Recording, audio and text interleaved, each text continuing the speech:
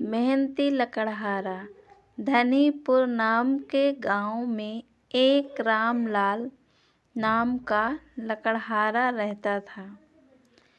वह लकड़हारा स्वभाव से बहुत ही शांत और नरम दिल का था। उसे मेहनत करने का बहुत पसंद था। हमेशा लकड़ियाँ काटने में लगा रहता था। उस लकड़हारे के बेटे और बहू उससे परेशान हो गए थे, क्योंकि लकड़ियाँ काटने के बावजूद वह घर में कोई पैसे नहीं लेकर आता था। उन्हें समझ नहीं आता था कि उनके पिताजी आखिर सारी लकड़ियों का करते क्या हैं। रामलाल लकड़ियाँ बेचने के लिए नहीं काटता था, वह लकड़ियाँ काटता था ताकि वह गांव के एक नदी में पुल बना सके, ताकि गांव वालों के लिए गांव से शहर जाना आसान हो जाए। एक दिन रामलाल पुल बना रहा होता है, तभी वहाँ पर एक व्यापारी आकर रामलाल से पूछता है कि इतने दिनों से वह यह क्या कर रहा है। उसका आता पता नहीं है और बाकी लोग उसके बारे में पूछते हैं।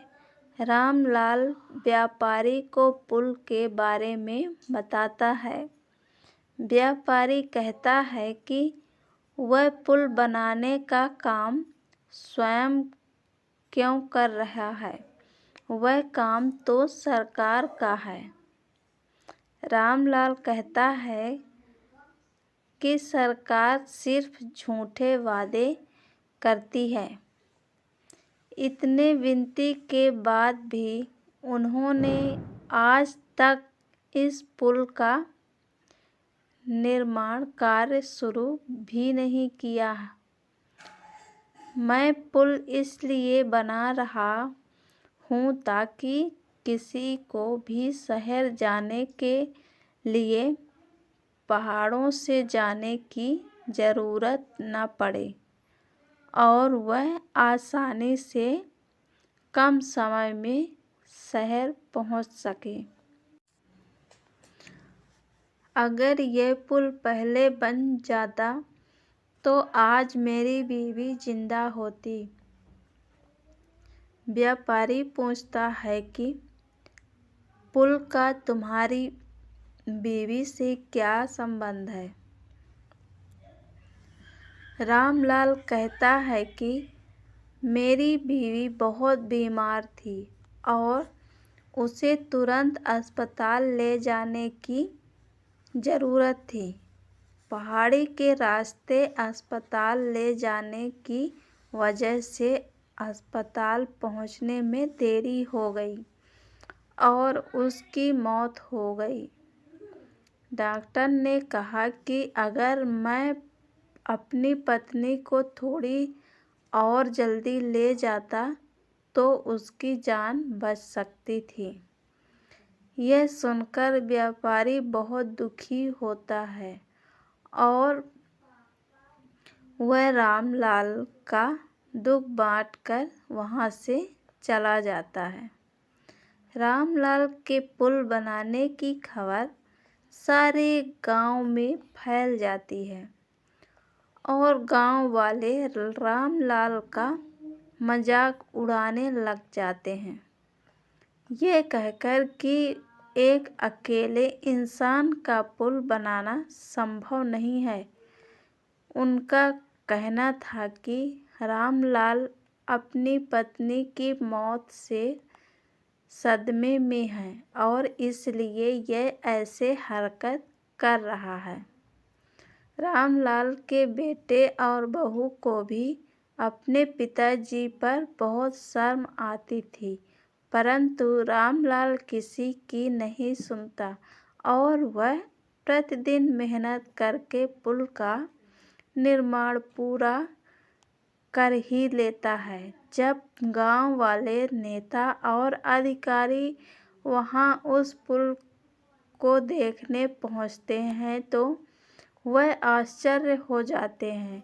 उन्हें भरोसा ही नहीं होता कि एक इंसान अकेले इतना बड़ा पुल कैसे बना सकता है।